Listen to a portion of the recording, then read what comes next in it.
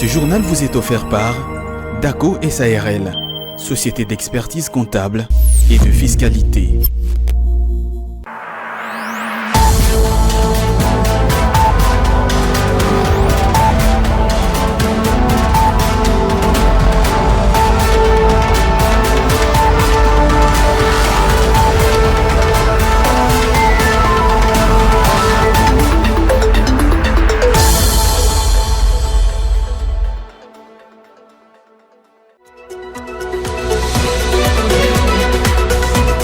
Ouverture ce mercredi à Kinshasa de la 10e édition de la conférence des gouverneurs des 26 provinces de la République démocratique du Congo. Le président Félix-Antoine Tshisekedi, qui a présidé la cérémonie d'ouverture, a fustigé notamment le faible taux d'application des recommandations des précédentes éditions. Vous l'écouterez dans cette édition du journal.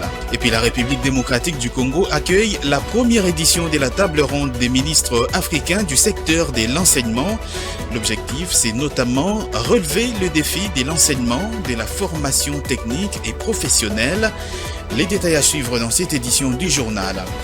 Enfin, à Kasenga, dans la province du Haut-Katanga, l'autorité des régulations de la sous-traitance dans les secteurs privés, l'ARSP, a placé son cap sur l'entreprise minière Frontier SARL. Objectif, vulgariser l'application de la loi sur la sous-traitance. Reportage à suivre. Voilà tout pour les titres de cette édition du journal. Bienvenue à toutes et à tous dans cette énième livraison d'informations sur votre télévision. Je l'ai annoncé dans le sommaire, le chef de l'État Félix-Antoine Tshisekedi Tshilombo a présidé ce mercredi 15 novembre 2023 la 10e édition des conférences des gouverneurs des 26 provinces de la République démocratique du Congo au Palais de la Nation, avec pour thème l'état des lieux du fonctionnement de la conférence des gouverneurs des provinces en RDC. C'est là dans le but d'évaluer les méthodologies d'action et de travail en commun entre les pouvoirs centraux et les provinces en vue de rendre ce cadre de travail plus efficace et plus efficient. Regardez. C'est une rencontre qui a rassemblé au Palais de la Nation le président de la République, les premiers ministres et le 26 gouverneurs de province de la République démocratique du Congo. Cette conférence a pour mission d'émettre des avis, de formuler des suggestions sur la législation édictée au niveau national. Prenant la parole, le chef de l'État a invité le gouvernement central et l'exécutif provinciaux à fournir des efforts pour appliquer toutes les recommandations prises lors des différentes sessions. Il se dégage une fâcheuse tendance consistant pour les gouverneurs à charger le gouvernement central sur les dossiers les préoccupants sans pour autant tenir compte à certains égards des responsabilités qui leur incombent vis-à-vis de leurs administrés. Fort de ce constat, j'invite le gouvernement central et les gouvernements provinciaux à fournir des efforts pour appliquer toutes les recommandations prises lors des différentes sessions. Il a ensuite demandé à l'exécution nationale et provinciale de réfléchir et identifier au cours de cette session pour redynamiser les fonctionnements et assurer la performance de cette conférence des gouverneurs.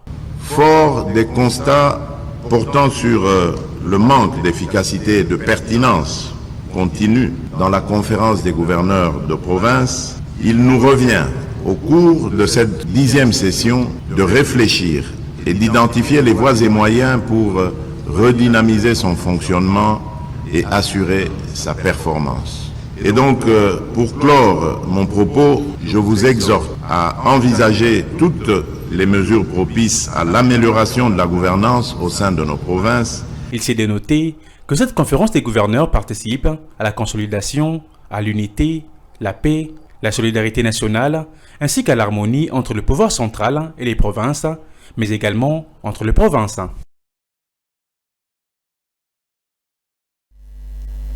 Ouvrons à présent le chapitre consacré au discours sur l'état de la nation du président de la République. Le resserrement des politiques budgétaires en vue de contenir les pressions inflationnistes et l'absence de tout financement monétaire direct ont figuré parmi les engagements d'ordre budgétaire et monétaire énumérés par le président de la République Félix Tshisekedi lors de son discours évidemment sur l'état de la nation le mardi 14 novembre devant les deux chambres du Parlement réunies en congrès.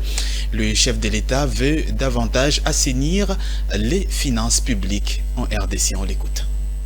Ces engagements portent principalement sur les mesures de politique économique et les réformes structurelles. S'agissant des engagements en termes de politique économique, ceux-ci sont d'ordre budgétaire et monétaire. Les engagements budgétaires concernent notamment l'absence de tout financement monétaire direct des déficits, le resserrement de la politique budgétaire en vue de contenir les pressions inflationnistes, la limitation des dépenses exécutées en procédure d'urgence et la préservation du risque modéré de surendettement. Les réformes budgétaires structurelles portent quant à elles sur la poursuite des efforts de mobilisation à travers les mesures fiscales et l'amélioration des performances des régies, la maîtrise des dépenses et risques budgétaires, l'amélioration et la qualité des dépenses à travers notamment la mise en œuvre de la stratégie d'appurement des arriérés intérieurs, la poursuite de la réforme du système de subvention au prix des carburants pour maîtriser le risque lié au passif envers les distributeurs pétroliers, la maîtrise de la masse salariale assortie d'une réforme ambitieuse de la fonction publique, l'augmentation du niveau et de l'efficacité des dépenses sociales, l'amélioration de l'efficacité de la gestion des investissements publics, ainsi que l'amélioration de la gestion des finances publiques à travers notamment la refonte du cadre budgétaire pour ancrer la politique budgétaire sur un solde plutôt hors ressources extractives et enfin l'amélioration des statistiques des finances publiques. Et justement, ce discours du président Félix-Antoine Tshisekedi sur l'état de la nation suscite des réactions, plusieurs réactions, en tout cas dans l'opinion congolaise, qui a accueilli favorablement la vision du chef de l'État à travers cette adresse, une vision des prises en charge, des prises en main par les Congolais du destin de leur pays.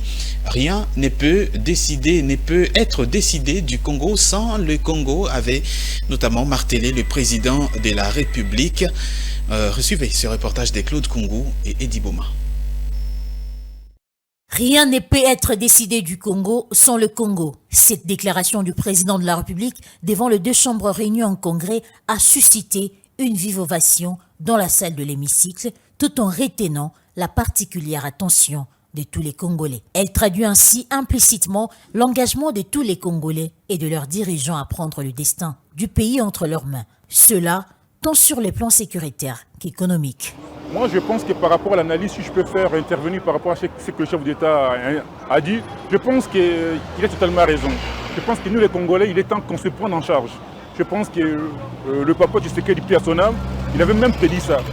On devait se prendre en charge. Depuis qu'il arrive au pouvoir, il a quand même un souci pour le développer de son pays. Voilà. Donc, c'est une personne, quand on prend ses propos, il ne faut pas le prendre mal. Vous savez, il ne faut pas, nous les Congolais, qu'on doit rêver que les Occidentaux, les étrangers vont venir ici dans notre pays pour développer ce pays. Non, ils viennent pour nous appauvrir. Aujourd'hui, nous avons quand même une personne qui est l'enfant de pays, de père, de mère et des ancêtres. Il veut qu'on puisse développer ce pays, pourquoi pas? Il faut la soutenir. L'agression dont est victime notre pays est le fruit d'un complot des étrangers. Je suis totalement d'accord pour que les forces onusiennes quittent définitivement nos terres. À l'époque, on nous racontait que l'arrivée de casques bleus devrait être une source d'inquiétude au sein de notre État. On s'est accroché naïvement à ces dires. Mais l'expérience nous prouve actuellement le contraire. Leur présence dans les zones à conflit armé n'a rien changé. Les tueries se poursuivent. La population vit quotidiennement dans la peur au ventre. Ainsi, la déclaration du chef de l'État tombe à point nommé et démontre noir sur blanc l'engagement du pays. Au cours de cette dernière adresse du président à la nation, marquant la fin de son quinquennat, le président de la République a insisté sur la tenue des élections prévues le 20 décembre prochain. Ce discours justement des 2 heures du temps a marqué les esprits de toutes les couches sociales de la RDC. Faisant un état des lieux sur le secteur de l'éducation, le président de la République a présenté les avancées réalisées dans le secteur de l'enseignement, notamment. À ce propos, le syndicat national des enseignants catholiques estime que le chef de l'État les a laissés dans leur soif, tout en mentionnant au passage la réussite qu'a connue la gratuité de l'enseignement sur sur le plan de la forme, mais qui, sur le plan de fond, pose quelques problèmes. On écoute à ces sujets Jean Bosco, le secrétaire général du Sinecat, au micro de Betty Tanfoumou et Pichonzita. Il faut dire qu'il a fait une évaluation de notre système d'enseignement, mais laissez-nous vous dire que nous sommes restés dans notre soif. Parce que l'évaluation que fait le président de la République, c'est une évaluation qui n'est pas totalement juste. Lorsque vous prenez par exemple le volet de la grande réforme de son quinquennat, qui est la gratuité de l'enseignement, il faut dire que sur le plan de la forme, c'est une réussite parce qu'il y a beaucoup d'enfants qu'on a récupérés dans les circuits scolaires. Mais sur le plan du fond, c'est un véritable échec. C'est un véritable échec parce qu'aujourd'hui, nous avons des classes pléthoriques avec des enseignants littéralement démotivés. Donc vous comprenez que lorsque à l'enseignant du primaire, on lui donne un salaire qui n'atteint même pas $200.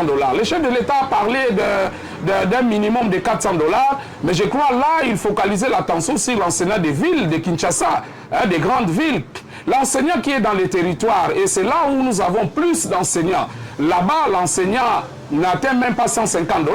Donc c'est pour dire que dans les milieux des enseignants, on n'est pas d'accord avec la position du chef de l'État parce que l'évaluation qu'il fait, c'est une évaluation qui est totalement biaisée. Il faut également ajouter en rapport avec la gratuité de l'enseignement, nous avons plus besoin de la qualité. Aujourd'hui, lorsque vous allez dans nos écoles, eh bien, la qualité pose problème parce que le personnel n'est pas motivé. Il est revenu sur le fonctionnement des écoles.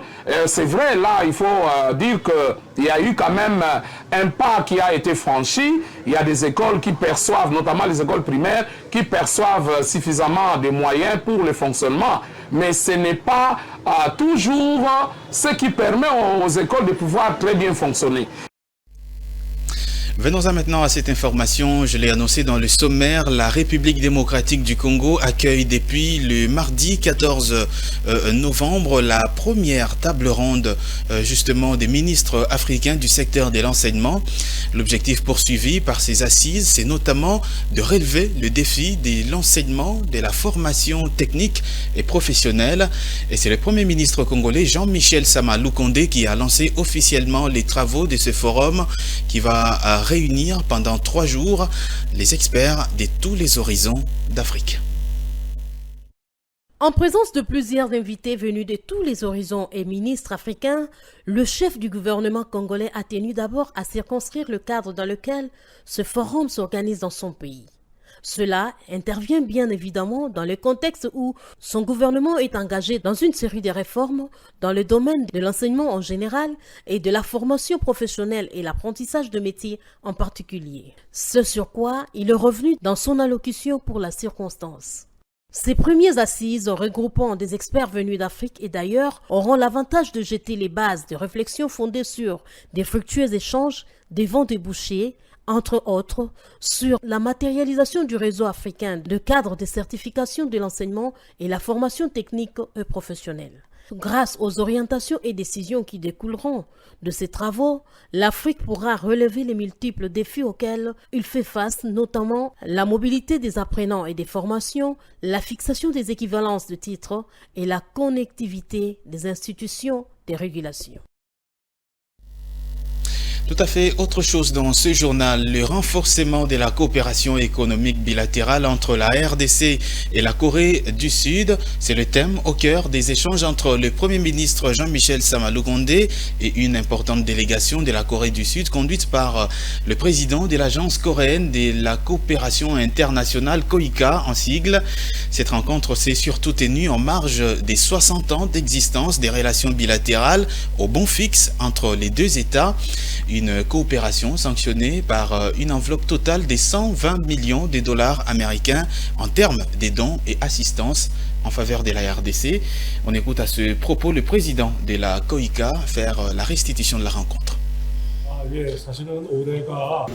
Il est d'abord à souligner que cette année, nous célébrons le 60e anniversaire de l'établissement des relations diplomatiques entre la République démocratique du Congo et la République de Corée. Donc à cette occasion, nous avons discuté sur les moyens de renforcement de la coopération économique bilatérale et surtout dans le domaine du don, donc les projets du don, lesquels l'Agence coréenne de coopération internationale se charge. Sur le fait que la présence de la COICA n'était pas sensible, je ne pourrais pas être d'accord à ce point-là. La République de Corée a fait de son mieux jusqu'à présent pour assister au mieux la RDC et jusqu'à présent, comme chiffre, nous avons effectué une assistance financière d'une envergure totale de 120 millions de dollars. Et notre agence, surtout l'agence COICA, est encore prête à élargir davantage nos domaines de coopération. Donc je ne pense pas que la présence était insensible. Et un symbole de notre coopération serait le musée national qui se situe au cœur de la ville de Kinshasa.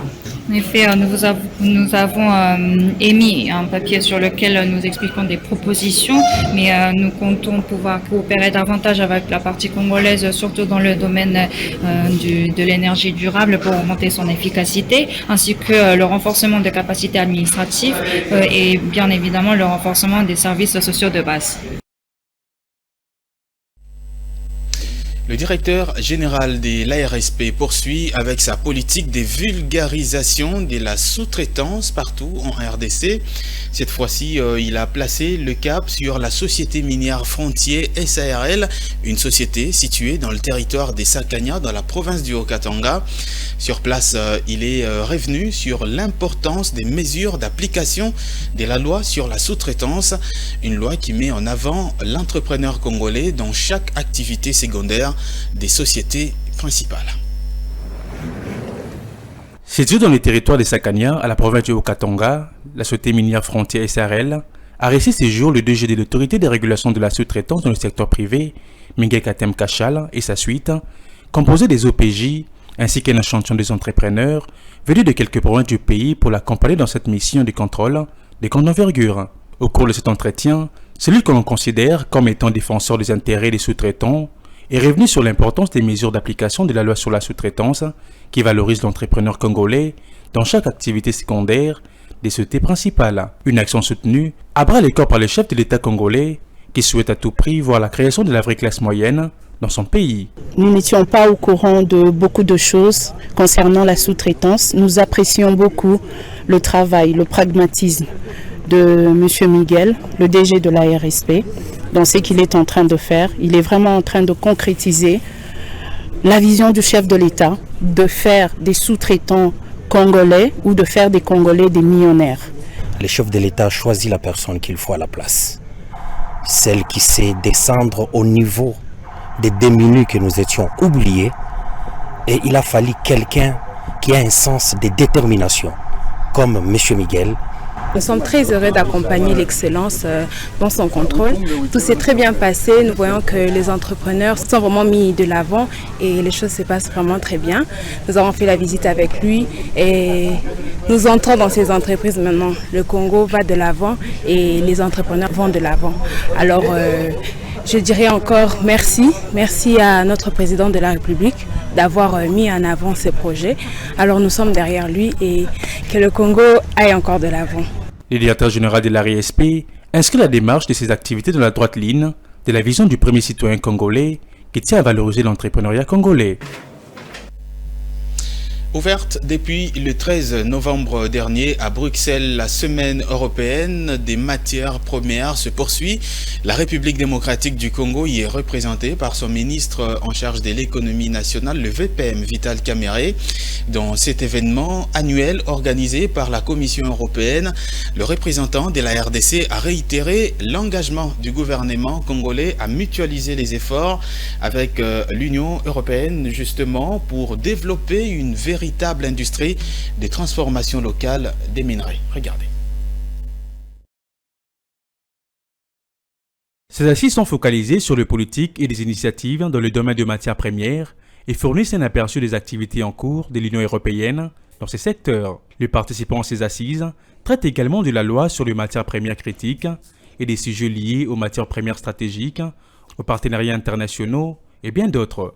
Convié à prendre la parole dans ces assises, le patron de l'économie nationale, Vital Kamerhe, n'a pas manqué de tarir d'éloges des potentialités de son pays. Il a laissé signifier que la République démocratique du Congo a la vocation de remplir un rôle séculier de l'approvisionnement mondial des minéraux critiques et stratégiques. Un défi qui ne saurait être réalisé, a-t-il poursuivi, sans préalablement résoudre la question d'accès à l'énergie et celle d'infrastructures. À l'occasion, il a réitéré l'engagement du gouvernement congolais à mutualiser les efforts et les ressources avec l'Union européenne, à noter que ces assises visent entre autres à explorer les opportunités d'investissement le long des chaînes de valeur de matières premières en Afrique et en particulier dans le pays avec lequel l'Union européenne a conclu un partenariat stratégique, à savoir la République démocratique du Congo, la Zambie et la Namibie. Cet événement, qui va se clôturer ce 17 novembre, rassemble des représentants de l'Union européenne, de certains de ses partenaires stratégiques, d'institutions financières et du secteur privé. Bien avant cette activité, plusieurs accords ont été conclus à la deuxième édition du Forum économique RDC-Angola qui s'est tenu à Luanda du 13 au 14 novembre dernier.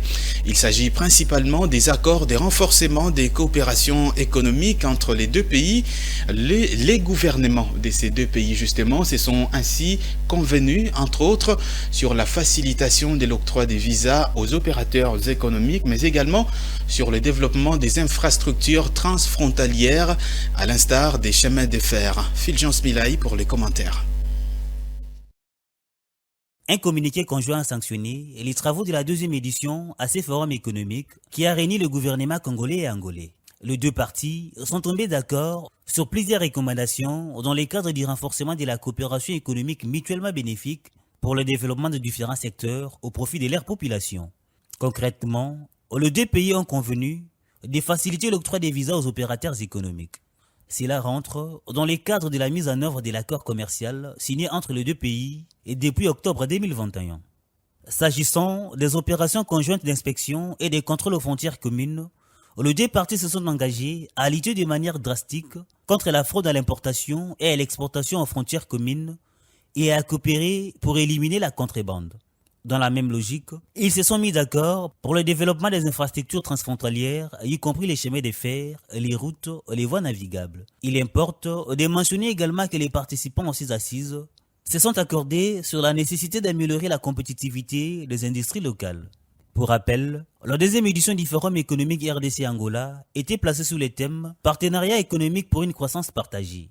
La République démocratique du Congo y était représentée par son ministre de l'économie nationale, Vital Kamerhe, qui avec son homologue angolais ont signé le communiqué final de ces forums.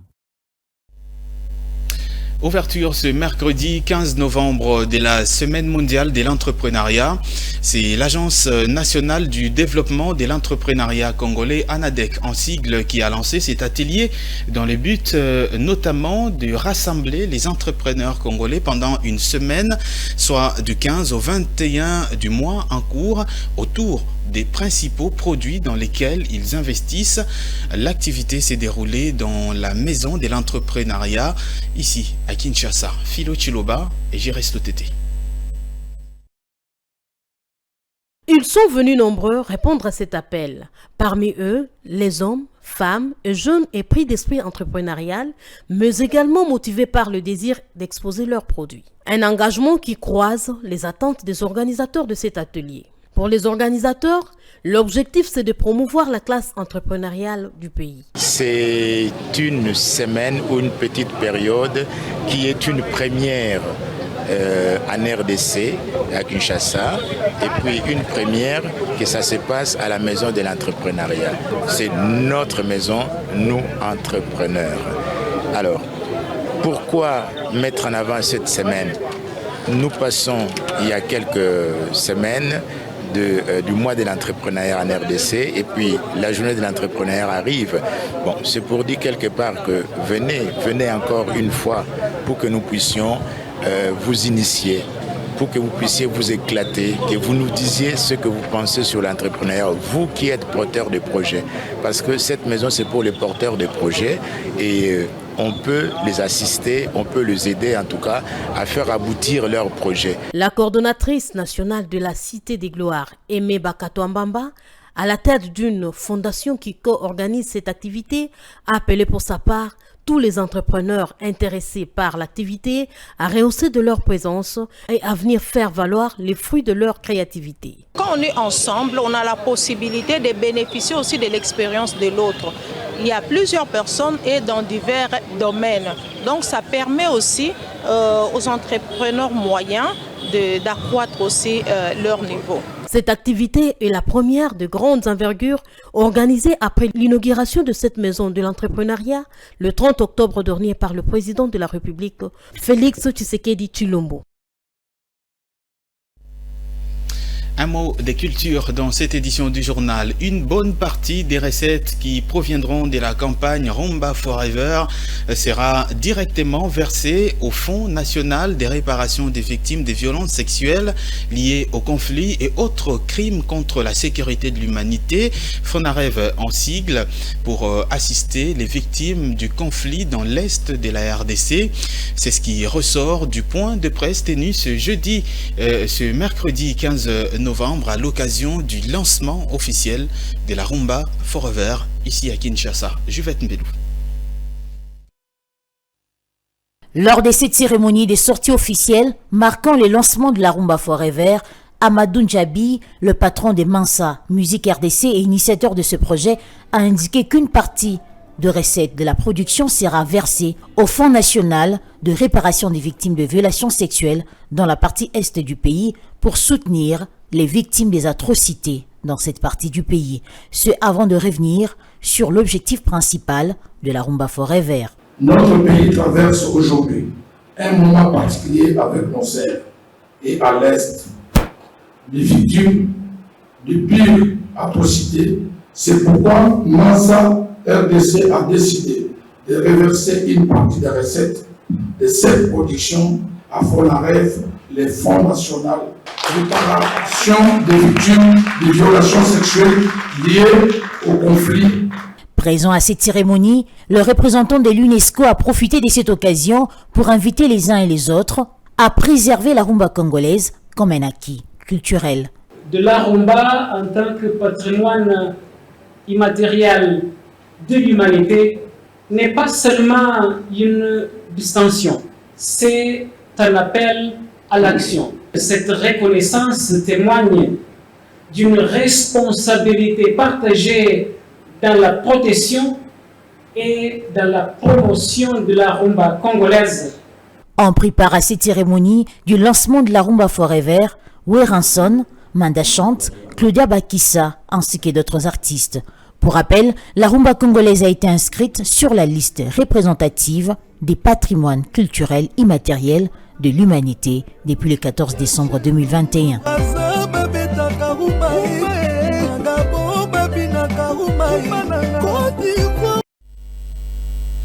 La revue de presse de Jonathan Bakele, c'est tout de suite et maintenant.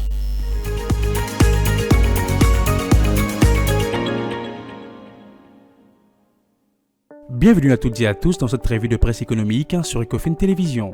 Débutons avec le groupe L'Avenir qui titre à sa 6e page Sama Lukonde échange avec Changwon Sam, président de la COICA. Le journal écrit aussitôt des retours à Kinshasa ce lundi 13 novembre 2023, dans la soirée, le Premier ministre Jean-Michel Sama Lukonde a reçu en audience au salon diplomatique de l'aéroport d'Ndjili la délégation de la Corée du Sud conduite par le président de l'Agence coréenne des coopérations internationales, M. Changwon Sam. Au centre de leurs échanges, le renforcement de la coopération économique bilatérale entre la République démocratique du Congo et la Corée du Sud, des propositions des projets d'élargissement de l'assistance et soutien de la RDC par la Corée du Sud dans d'autres domaines, notamment l'énergie durable et le renforcement des capacités de l'administration centrale ont été remises au chef du gouvernement, séance tenante. Le journal note, au regard des urgences et l'importance des projets à réaliser en République démocratique du Congo au titre des dons de la Corée du Sud, par l'entremise de la COICA, le président Changwon Sam a rappelé que la Corée du Sud célèbre cette année son 60e anniversaire des coopérations bilatérales avec la République démocratique du Congo, dont une enveloppe financière de 120 millions de dollars américains ont été dépensés à travers les dons et assistances à la RDC, signalant que le Premier ministre Jean-Michel Sama Lukonde vient de Lubumbashi, où en sa qualité de membre du Présidium de l'Union sacrée, le chef de la zone électorale Grand Katanga, il est en visite d'évaluation des préparatifs de la campagne électorale du président de la République Félix-Antoine Tshisekedi avec des gouverneurs et toutes les forces vives de l'UCN, conclut le journal. Terminons cette revue de presse avec la nouvelle du soir qui titre également à sa 6e page « La CNCS va bientôt procéder à un recouvrement forcé ». Le journal note, comme d'aucuns les remarquent, les anciennes habitudes décriées pendant le régime passé continuent à régner en maître dans certains services de l'État. C'est ainsi que beaucoup de mandataires qui sont déterminés à matérialiser la vision du chef de l'État, Félix-Antoine Tshisekedi, Tshilombo, peaufinent des stratégies afin de booster leurs entreprises pour qu'elles redeviennent compétitives à l'échelle nationale pour produire des recettes qui seront reversées au trésor public afin de donner au gouvernement congolais des moyens de faire sa politique. C'est dans ce cadre que la Caisse nationale de sécurité sociale va bientôt recourir à un recouvrement forcé des loyers non payés par les locataires insolvables ou récalcitrants. Le confrère poursuit. Avant de procéder à cette opération des recouvrements forcés, la Direction générale des sécurités sociales, CNCS en sigle, informe au préalable tous les immeubles de payer déjà leurs dettes ou prendre déjà les dispositions pour qu'ils ne soient pas surpris de cet acte. Il s'y est de signaler que cette procédure va se dérouler conformément à l'acte uniforme portant organisation des procédures simplifiées, des recouvrements et des voies d'exécution. Avant de débuter cette opération de recouvrement forcé, un délai de 7 jours leur est accordé car ces locataires ont dépassé au moins 3 mois sans payer leur loyer. Conclut le journal. Fin de cette revue de presse économique, mesdames et messieurs, merci de l'avoir suivi.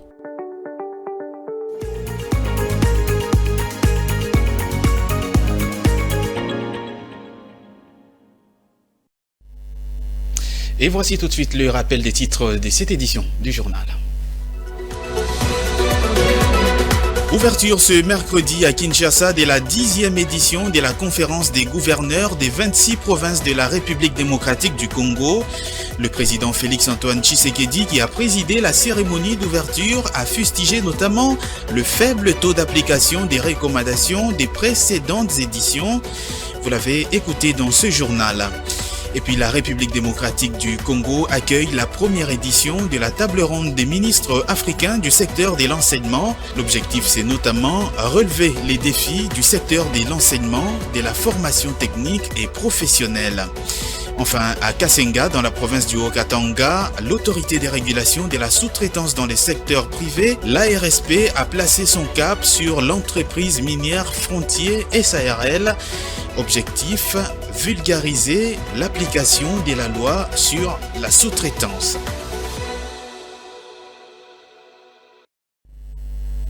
Ce journal est maintenant terminé et complètement. Merci à toutes et à tous de l'avoir suivi et merci de rester fidèles au programme de Ecofin Télévision. Dans l'entretemps, je vous souhaite une très bonne continuité de la soirée. Prenez soin de vous, de vos proches, mais aussi de vos rêves. À très vite.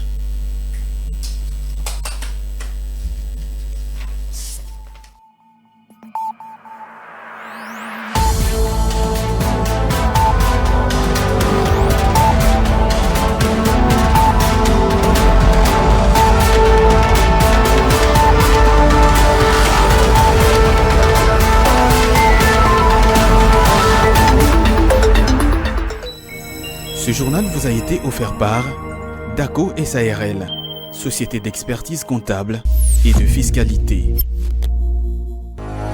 Dans une sphère médiatique, essentiellement tournée vers des contenus généralistes, où l'originalité n'a plus sa place au chapitre, où le secteur de l'économie et finance, pourtant poumon d'un État, sombre dans les oubliettes, voici enfin Ecofin Télévision. Économie et finance télévision, votre chaîne thématique essentiellement économique vous offre un contenu original. Nous traitons des questions monétaires, commerciales, énergétiques, minières, pétrolières et environnementales. Notre créneau, vous proposer des informations, des analyses, des perspectives et prévisions économiques. Ecofin Télévision vous permet également de comprendre la coopération entre les États et les institutions, sans oublier l'épineuse question de la dette. Ecofin Télévision, tout savoir sur les investissements, les échanges commerciaux, la balance commerciale et la balance des paiements, le taux d'échange, l'état des lieux de la lutte contre les détournements des finances publiques, la coopération bilatérale ou multilatérale. Ecofin Télévision vous explique comment l'économie nationale est directement liée à l'économie mondiale. Notre particularité fait notre originalité. C'est pourquoi nous disons, Ecofin Télévision, mieux que savoir sur l'économie et finances, comprendre.